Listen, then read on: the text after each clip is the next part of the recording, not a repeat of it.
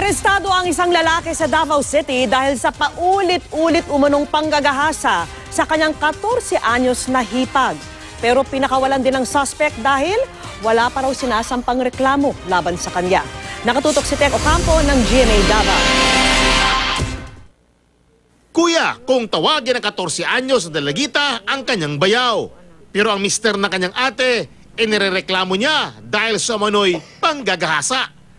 Sabi ni Kim, di niya tunay na pangalan, nung nakaraang taong pa raw nagsimula ang pang-aabuso sa kanya ng 29 anyos niyang bayaw. At nangyayari raw ito sa loob pa ng kanilang bahay. Katulog mi. Ginapukod. Hindi raw niya nagawang lumaban o magsumbong dahil pinagbantaan daw siya ng bayaw. Gagahasain din umano ang nakababata niyang kapatid, edad 12. Nitong January 10 daw ang huling panggagahasa sa kanya ng bayaw. Ang guro ng bata ang nakaalam sa pang-aabuso kasunod ng sumbong ng dalagita. Kaya dinala ng guro ang dalagita sa Davao City Social Services and Development Office. Dito lang daw din napag-alaman ng nanay ang nangyari. O sa ihang bayaw, anak. Galit at hindi matanggap ng nanay ang nangyari sa kanyang anak. Lalo't ang sospek, kanya ring manugang. Hinuli ng mga pulis ang sospek pero pinakawalan din. Dahil 2 buwan na raw ang nakakalipas nang huling nangyari ang krimen. Itinanggi ng sospek ang aligasyon. Tumanggi siyang humarap sa kamera.